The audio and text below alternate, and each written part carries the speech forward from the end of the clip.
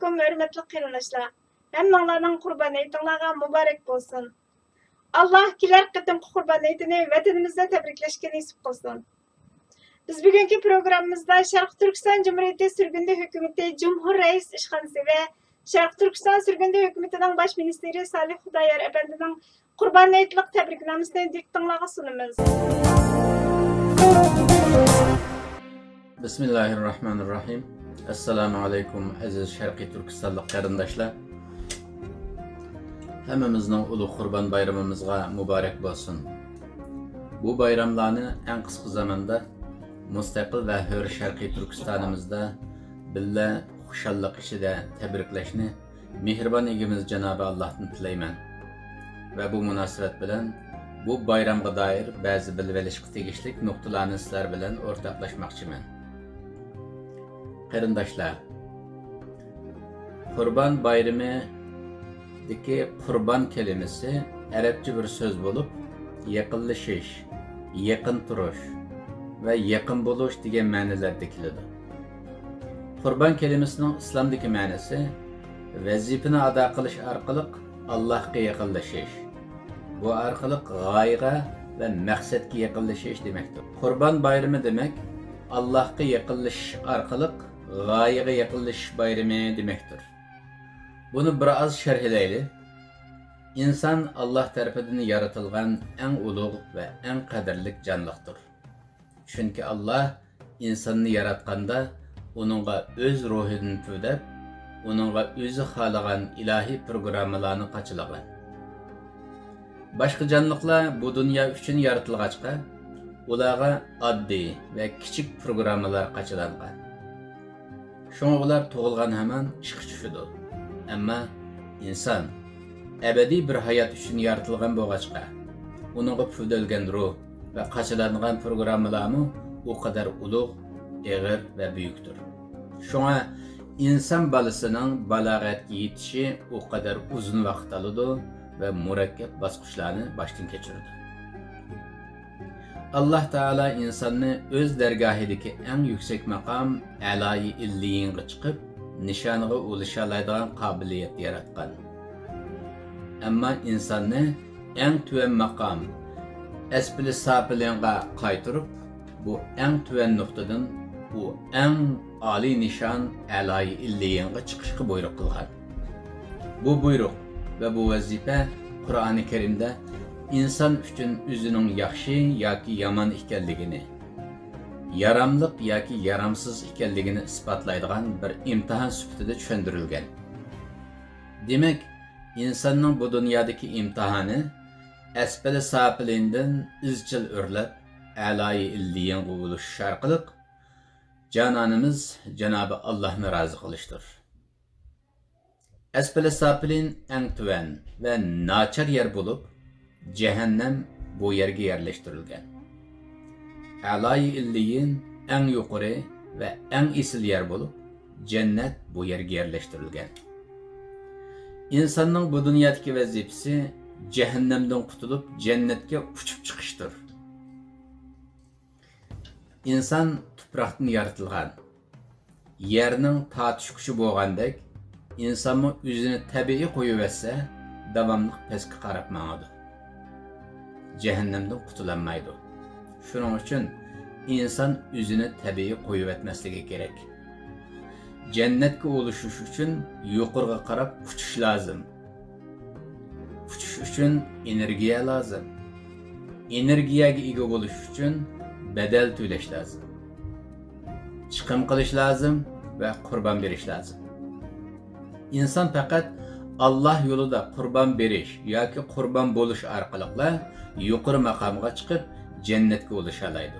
Shuning uchun Allah bizning yuqori maqomlarga erishib, maqsadimizga yetib olishimiz uchun qurbonlik ibodatini bizga vojib qildi.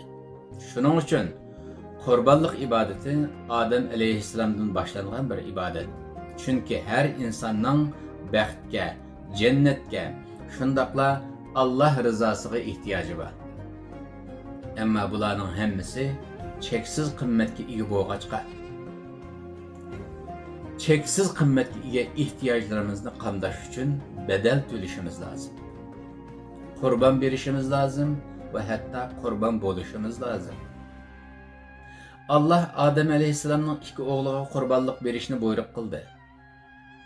Qurbonligida rostchil bo'lgan Habilning qurbonligini qabul qilib, saxtipaz bo'lgan Qabilning qurbonligini qabul qilmadi. Habil ixlosini va rostchilligini isbot qildi. Bu yo'lda qurbonlik qildi va bu yo'lda qurban bo'ldi. Shundaqla Allohga yaqinlashdi, murodiga yetdi. O'zining yaramliq inson ekanligini isbotlab, natijada cananımız Allah'a ulaştı ve kurbanlık abidisi sifatida tarixdan beri bizga o'rnak bo'lmoqda. Yana bir o'rnak İbrahim aleyhisselam. İbrahim aleyhisselam bu dünya imtihanlarından g'alabalik o'tib, Allah'ның do'stiga aylanadigan bir payg'ambar. Allah Teala İbrahim aleyhisselamni Qur'onda bizga Halil deb tanishtirdi. Ve Peygamberimiz Muhammed Aleyhisselam'a, İbrahim Aleyhisselam'a ergişke ve örnek elişke buyruq kıldı. İbrahim Aleyhisselam'ın bütün insaniyetke ve hatta Muhammed Aleyhisselam'a örnek bulalışıdaki sır yanıla İbrahim Aleyhisselam'daki kurbanlık ruhuda. Allah Teala İbrahim Aleyhisselam'ı en ağır sınaklar bilen sınadı. İbrahim Aleyhisselam bu sınaklarının hemmisinden qurbanlık berish arqali o'tib ketdi. Ya'ni qurban berish arqali o'tib ketdi. G'alaba qozondi va Allohning do'stiga aylanib murodiga yetdi. İbrahim alayhissalom qurban berish arqali Mekkani ihyo qildi. Qurban berish arqali Ka'bani bino qildi. Natijada insoniyatning Ka'basiga aylandi. İbrahim alayhissalom yosh chog'ida aqida imtihoniga kirdi. Bütün kainatni tadqiq qilish orqali insonlar cho'qingan butlarga cho'qinmasdan kainatning yaratquchisi Allohni tunib chiqardi. Natijada İbrahim alayhissalomga o'z dadisi, tuqqanlari va o'z millati qarshi chiqdi. Shundaqla shu chog'ning zolimlarimi İbrahim alayhissalomning sog'lom aqidasiga qarshi chiqib, İbrahim alayhissalomni o'tqa tashlab ko'ydirib o'ldirish qaroriga keldi. İbrahim aleyhisselam aqidasidan qaytmadi ve hayatını qurban berib, o'tqa tashlanishga rozi bo'ldi. Bu qurbonlik Allohga yarg'achqa o'tqa ko'ydirmaslikka buyruq qilib, İbrahim aleyhisselamni ko'ydirmaslikka buyurib, o'tdan qutqizib qoldi. Bu mo'jizani ko'rgan zolimlar yana to'g'rini qabul qilmay, İbrahim Aleyhisselam'a tehdit qilishni davomlashtirdi. Bu tehdit tufaylidan İbrahim Aleyhisselam ata-onasini, tuqqanlarini ve tug'ilib o'sgan yurtini tark etib, hijrat qilishga majbur bo'ldi. İbrahim Aleyhisselam yana qurban berdi. Yosh chog'ida yurtini tark etdi ve muhacirat hayotini boshladi. İbrahim Aleyhisselam chet elda to'y qildi ve hayotini yanıla Allah rızası için atıdı ve tapkan terginini Allah rızası için xalqqa yegizib, insanlarını Allah yoluga davet kıldı. İbrahim aleyhisselam nihayet şefqatlik ve mehriban bir ata idi. Darvaqa İbrahim degan kelimenin ma'nosi mu Suriyanichida mehriban ve şefqatlik ata degan ma'noda edi. İbrahim aleyhisselam ismi cismiga loyiq bir mehriban ata edi. Ama yeşi o kadar çoğun yeşiğe qaramay, farzand sahibi bulanmagan edi. Farzand üçün yürküp puçlanatdı. Farzand üçün Allah'a dua qilib yalvaradi. Ahiret sebep qilib beqish üçün Hacer isimlik bir qiz bilan to'y qildi ve Allah İsmail isimlik bir farzand ata qildi. İbrahim aleyhisselam xushalliqidan qo'lidagi hamma narsani qurbonlik qilib taqtidi ve tebriklaydi. Del mushundaq xushal kunlarning birida Allah Teala İbrahim aleyhisselamni yana bir qatim sinaydi ve yana ayoli Hacer ve suyumlik o'g'li İsmail aleyhisselamni Mekke'çülüge taşlayıp etip kelishga buyurdi. Yani suyumlik ailesini qurban qilishga buyurdi. İbrahim aleyhisselam bu imtihanning qanchalik og'ir kelganiga qaramay Allohga ishongachga Allah'a tevekkül kılıp ailesini Mekküçülüge apırıp taşlayıp etdi. İbrahim aleyhisselam bu ahvalni ayalığa düşendüğüdek hiç kandak bir malumatga ega emas edi. Allah buyurğaçqıla şundaq qılıp atatdı. İbrahim aleyhisselam suyumlik ailesini Mekküçülüge taşlap qaytıp atqanda ayalı Hacer İbrahim dep çaqırdı. İbrahim aleyhisselam to'xtamay ketib baratdı. Çünkü Hacer'nin yüzüge qaragıdek jasareti yoki tushundirgidek birer sebebi yok edi. Hacer 3 qatim İbrahim deb chaqirsa-mu, İbrahim aleyhisselam javob bermagachga, Hacer axırda bizni bu yerga tashlab ketish sening irodangmi yoki Alloh buyurdimi deb so'radi. İbrahim aleyhisselam Allohning buyrug'i deb javob berdi va ketib qoldi. İbrahim aleyhisselam Allah rızası için ailesini kurban kıldı. Kurban berdi. Ama neticede İbrahim aleyhisselam ve ailesi bu imtihanını ten kazandı. Bu kurbanlık neticesinde Mekküçülü Mekke şehriga aylandı. Allah'ın harabiga aylangan Ka'besi insaniyet bilen qaytadan yüz görüştü. Bu çöl qaynam taşqın bir yurtqa ve vatanga aylandı. İsmail aleyhisselam evladı bir mukaddes vatanga erişti. Mana bu kurban beriş ve kurban buluşunun meyveleri. İbrahim aleyhisselam ailesini bekle yaxşı köretti. Şunlaşqa Allah izin bersila Mekke'ye gelip ailesini yoklap durattı. İsmail aleyhisselamı çoğun bulup qalğan edi. Çoğun bulup işqi yargıdek bulup qalğan edi. İbrahim aleyhisselam oğlu İsmail aleyhisselamның diyaneti ve ahlakını bekle memnun idi. İsmail aleyhisselamni bekle suyetti ve onundan pəxirlənətdi. Yana xuşal kunlarning birida Allah Teala İbrahim aleyhisselamga şu arqılıq İsmail aleyhisselamni qurbanlıq qilishga buyurdu. İbrahim aleyhisselam qattiq sarosimaga tushdi. İbrahim aleyhisselam ahiri bu ishni ayoli Hacerga deydi. Hacer aleyhisselam suyumlik oğlu İsmail aleyhisselamni qurbanlıq qilishga onalik mehrini yengib Allah rızasını da ma'qul bo'ldi. İbrahim aleyhisselam en ahirda bu ahvalni suyumlik oğlu İsmail aleyhisselamga aytdi. İsmail aleyhisselam nihayet temkinlik bilan dada ko'nglingni yerim qilma. Allah nimaga buyurgan bo'lsa shuni qil. Men bu ishga inshaalloh sabr qilib ketaman deydi. İbrahim aleyhisselam şeytanның her türlük hili mikirleriga bo'ysunmaydi ve ailesinin razılığını algandan keyin İsmail aleyhisselamni qurbanlıq qilishga boshlaydi. İbrahim aleyhisselam pichoqni İsmail aleyhisselamning bo'yniga surganda bir mo'jiza yuz beradi. O kadar ittik pichoq İsmail aleyhisselamni kesmaydi. İbrahim aleyhisselam nima qilarini bilmay turganda Allah İbrahim aleyhisselamga vahiy qilib bunun büyük bir imtihan ekanligini, İbrahim aleyhisselam ailesinin bu imtihandan g'alabalik o'tganligini de İbrahim aleyhisselamni ve ailesini tebriklaydi. İsmail aleyhisselamning o'rniga qurbanlıq qilish uchun bir qurbanlıq qo'chqar tushirib berdi. Ve bizga tanishlik bo'lgan bu qurbanlıq qilish ibadati shuningdan tortib mush shaklda davom qilib kelmoqda. Qarindoshlar, İbrahim aleyhisselam Allah rızasını ve tevhid akidesini muhafaza qilish uchun ota-onasidan voz kechdi.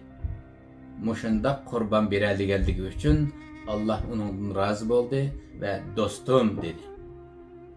İbrahim aleyhisselam Allah rızası için yurtini terk etishga mecbur bulup hicret qildi. Allah rızası için hayatını qurbanlıq sifatida atadı. Allah onunğa Salihə bir ayalını yoldaş qılıb berdi. Bu Salihə ayalının İbrahim aleyhisselamın qo'llashi ve hemkarlashishi neticesinde İbrahim aleyhisselam bütün ağır imtihanlardan ötüp Allah'ın dostuğa aylanaladı. İbrahim aleyhisselam suyumlik ailesini qurban qilib Mekküçülüge tashladı. Neticede İsmail aleyhisselamның evladıdan şekillengen yeni evlat Ednani Araplarga Arabistanni vatan qilib berdi. Hozirgi arablarning Arab diyorlarini vatan qila olishida İbrahim Aleyhisselam'ның bergan qurbonliklari eng asosli sababdir. Atamiz İbrahim Aleyhisselam o'g'li İsmail Aleyhisselam'ni qurbonlik qilish imtihonidan o'tib ketgachga butun İbrahim Aleyhisselam'ның millatining avlodi, ya'ni biz qurbonlik qilinishdan qutulib qoldik ve belgilengen hayvanlarning qurbon berish orqali bu og'ir imtihondan o'talaydigan bo'ldi. İnsaniyetning mushundaq bir og'ir imtihondan qutulib qolishida İbrahim Aleyhisselam'ның qurbon berish ve qurbon bo'lish ruhi rol o'ynamoqda. Qarindoshlar, qurbonlik mana mushundaq ulug' bir ibodat. Bu ibodatni Alloh taolo payg'ambarlari orqali bizga o'rgatgan. Bu ibodatni her yıl qilish orqali bizning qurbon berish ve qurbon bo'lish ruhimizning yetilishi ve taraqqiy qilishi ko'zda tutilgan. Bizning bergan qurbonliklarimizning foydasi Allohga emas, o'zimizga bo'ladi.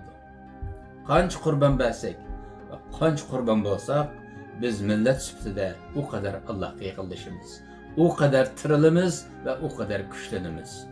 Shuning uchun qurbonlik qilish orqali qurbon berishni ve qurbon bo'lishni chaniqayli. Qurbon berish ve qurbon bo'lish ruhini yetildirayli. Chunki qurbon bermay joningga yetkilib bo'lmaydi. Qurbon bermay Allohga yaqinlashqilib bo'lmaydi. Bergan qurbonliklarimizda samimiy bo'laydi. Chunki Habil samimiy edi, qurbonligi qabul bo'ldi ve jononiga erishdi. Qurbon berishda tarafsiz bo'laydi. Çünkü İbrahim Aleyhisselam bütün qurbonliklarida hanif, yani halis ve tarafsiz idi. Hazreti Habil'nin ixlosi ve Hazreti İbrahim Aleyhisselam'ның hanifiyeti ularning qurbonliklarining qabul bo'lishiga vesile bo'ldi. Qarindoshlar, biz mi qurbonlik qilyapmiz? Shundaqla qurbonlik beryapmiz. Biz qurbonliklarimizda samimiymi? İxloslikmi?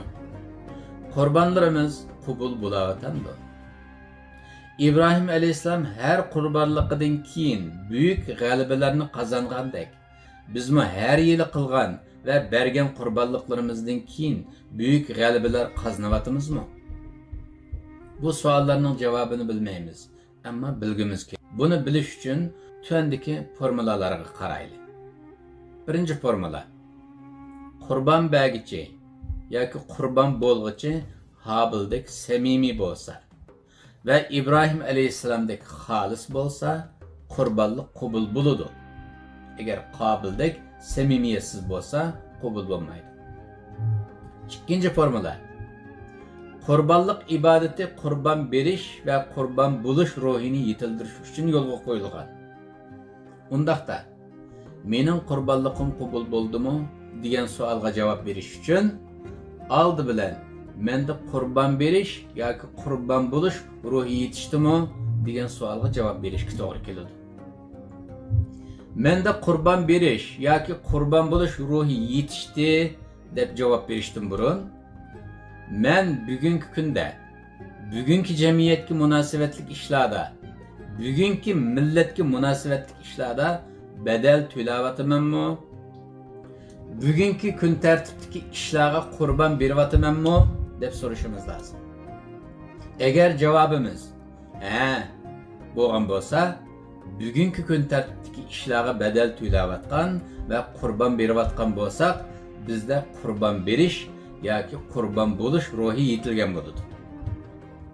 Bizda qurbon berish yoki qurbon bo'lish ruhi yetilgan bo'lsa, bergan qurbonliklarimizda samimiy ve halis bo'lgan bo'lamiz. Bergan qurbonliklarimizda samimiy ve halis bo'lgan bo'lsak, bergan qurbonliklarimiz Allah dergahida qabul bo'lgan bo'ladi. Bergan qurbonliklarimiz Allah dergahida qabul bo'lgan bo'lsa, bergan qurbonliklarimizga yarasha texmi ko'p g'alaba ve muvaffaqiyat qozongan bo'lamiz. Qarindoshlar, qo'limizdagi natijaga qaraylik. Qo'limizda bugungi kun tartibdagi vaziyatga doir g'alaba ve muvaffaqiyat bormi? Qo'limizda g'alaba ve natija bor desak, bizde qurban berish yoki qurban bo'lish ruhi yetilgan bo'ladi. Undaqda bugungi kun tartibdagi qurban berishga tegishli ishimiz nima? Hammamizga ma'lum. Sharqiy Turkiston xalqi Xitoy tajovuzchilarini xalqaro jinoiy ishlar sud mahkamasiga sudga berdi. Bu ishga pul ketadi va qurban berishga to'g'ri keladi. Bu sudda g'alaba qilishimiz shart. Chunki Sharqiy Turkiston xalqi mazlum va irqiy qirg'inchilikka uchrayotdi.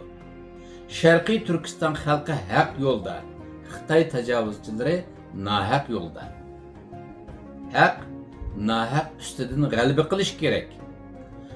Biz bu haq davoyimizni bedel to'lamaslik va qurban bermaslik bilan qozonolmasak, musulmonligimizga shundaqla insonligimizga dog' tegadi. Allohning, malaikalarning va butun xalq olamning la'nati yog'adi. Dunyoda rasvochilikda va oxiratda do'zaxda yashashga majbur bo'lamiz. Na'udhu billah. Bundaq echinishlik oqibatga duchor bo'lmaslik uchun qurban berayli. Qurban bo'layli. G'oyamiz uchun bedel to'layli. Xitoy tajovuzchilarini yengish uchun bedel to'layli. Xitoy tajovuzchilarini mahkum qilish uchun bedel to'layli. Iqtisodiy jihatdan bedel to'layli. Guvohlik berib bedel to'layli. Isbot to'plash bilan bedel to'layli. Bu ishqa qurban berish orqali Allohga yaqinlashayli. G'oyamizga yaqinlashayli. O'zimizga yaqinlashayli va baxtimizga yaqinlashayli. Alloh bergan qurbonligimizni qabul qilsin. İnsanlık vazifamizni ado qilib, dunyo va oxiratda oq yuz bo'lishga nasib qilsin. Bu qurban bayrami qurban berish orqali nafsini yengaligan yigitlarga muborak bo'lsin. Bu qurban bayrami bu büyük cihatta qurban berib g'alaba qozongan mardlarga muborak bo'lsin. Bu qurban bayrami qurban berish orqali qalb poytaxtini ozod qila olganlarga muborak bo'lsin. Bu bayram qurban berish orqali iymon sultonini qalb taxtiga chiqara olganlarga muborak bo'lsin. Bu bayram to'g'ri yo'l ergashganlarga muborak bo'lsin. Bu bayram o'ziga xoinlik qilmaganlarga muborak bo'lsin.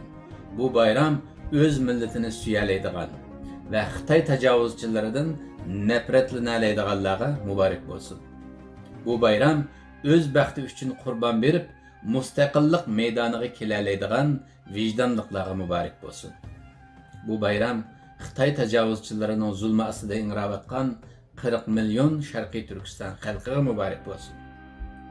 Bu bayram Allohning har turli ne'matiga muhtoj bo'lgan, ammo xoin bo'lmagan bütün Sharqiy Turkiston xalqiga ve bütün İslam dünyasına muborak bo'lsin. Amin.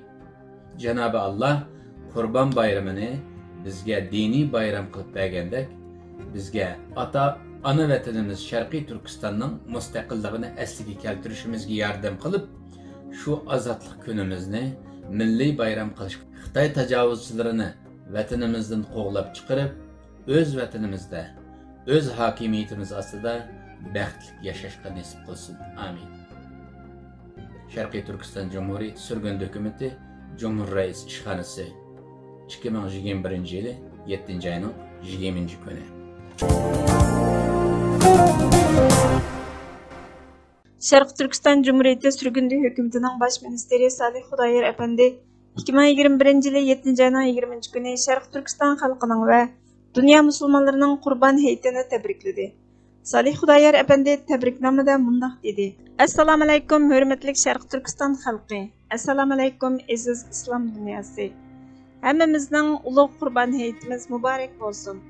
Cenab-ı Allah bu ulug' kunlarda qilgan ibodatlarimizni qabul qilsin va duolarimizni ijobat qilsin. Cenab-ı Allah qilgan qurbonliklarimizni qabul qilib, bizni o'ziga yaqinlashtirganidek, bu qurbonlik orqali musulmonlarning orasini bir-biriga yaqinlashtirsin. Musulmonlarning qalblarini bir-biriga yaqinlashtirsin.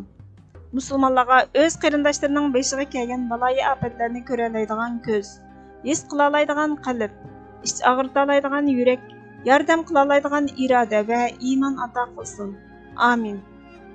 Qarindoshlar, Şərq Türkistan Cumhuriyeti sürgünlü hökuməti Şərq Türkistan xalqı namıdan dünyadakı bütün musulmonlarning heyetini mübarekləydi və aman esenlik tilaydi. Şundaqla bu münasibət bilan Şərq Türkistan deb atıladigan, ammo Xitoy tajovuzchilari tarafidan besilingan bir dövlətning barligini, o besilingan dövlətdə Uyğur, Qozoq, Qırğız və Özbek qatarlıq musulmon millatlarının yaşaydiganligini, ammo bu millatlar Xitoy tajovuzchilari tarafidan irqiy qirg'inchilikqa uchrayotganligini eskartaman.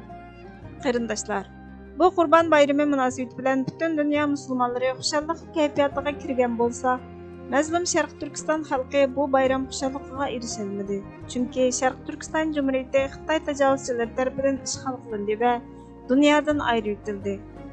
Sharq Turkiston Xitoy tajovuzchilari tomonidan usti ochiq bir turmaga va Nazi kampiga aylantirildi. Hozir Sharq Turkiston xalqi bu turmalarda va kamplarda qamoqliq. Başqa dövlətlərdən heç kim bu turmalarga və kamplarga berib tekshira olmaydi. Chunki Xitoy cheklaydi. Xitoy tajovuzchilari Sharq Turkistonda Uyg'urlarni majburiy qisirlashtiryotidi. Tug'ishini cheklayotidi. Qo'saqdagi bolalarni o'qil bilan o'ldiryotidi. Erlarni va ayollarni ayrim kampga solab zulm qilyotidi. Bolalarni ota-onasidan majburiy ayirib, yetimxonalarga solab xitoylashtiryotidi. Xitoy tajovuzchilari Uyg'urlar ustida biologik qurollar sinab qilyotidi. Xitoylarga yoki chet elliklarga organ lozim bo'lib qolsa, hamon Uyg'urlarning organlarini majburiy sug'urib olib setyotidi. Uyg'urlarning olimlarini, dindorlarini, ziyolilarini, boylarini va yaramli insonlarni tuhmatlar bilan o'lim jazosiga hukm qilyotidi. Yoshlarni majburiy emgak silib, pul qilib ishlatyotidi. Qaysi nuqtadan qarasanglar, Xitoy tajovuzchilari Uyg'ur qatorliq musulmon millatlar ustida irqiy qirg'inchilik olib beryotidi. Qarindoshlar, Xitoy tajovuzchilarining suiqasdlik siyosatlarini va zulmlarini sanab bo'lish mumkin emas. Shundaqdimi, ba'zini sizlarga shikoyat qilishga majburmiz. Chunki tajovuzchilarga qarshi kurash qilish vazifamiz bo'lganidek, tajovuzchilarning zulmini shikoyat qilish ham vazifamiz. Bu shikoyat orqali sizlardan kutadiganimiz shuki, Xitoy tajovuzchilarining Sharq Turkistondagi irqiy qirg'inchiligidan xabaringlar bo'lsin. Sharq Turkiston xalqiga hissdoshlik qilinglar. Alloh rizosi uchun yordam qilinglar. Siyosiy jihatdan va iqtisodiy jihatdan yordam qilinglar. Sharq Turkiston xalqi Xitoy tajovuzchilarini xalqaro jinoiy ishlar sud mahkamasiga sudga berdi. Bu ishga siyosiy jihatdan yordam qilinglar. Advokatlarga to'lanadigan iqtisodga muhtoj bo'lyapmiz. Iqtisodiy jihatdan yordam qilinglar. Bizga yordam qilsanglar, Alloh rozi bo'ladi. Sharq Turkiston xalqi tajovuzchilardan qutulib mustaqilligini asliga keltirdi. Sharq Turkiston mustaqil bo'lsa, butun dunyo Xitoy tajovuzchilarining tahdididan qutulib qoladi. Shundaqla butun dunyo haqiqiy bayram shodligiga cho'madi. Butun dunyoning haqiqiy bayram shodligiga cho'mish orzusi bilan hammamizning bu yilgi Qurban bayramini tekrar tabriklayman va butun dunyo xalqiga omonlik tilayman. Hurmat bilan Sharq Turkiston Cumhuriyeti sürgünlü hökuməti Baş Minister İşxanası 2021 yılı 7 ayının 20 günü. Biz üçün vaqt ayırğınızlarga köp rahmet. Xatirjamlik, xushallik, aman esenlik ichida heyet etkizishinglarni chin ko'nglimizdan umid qilamiz. Allohga omonat bo'lgaysizlar.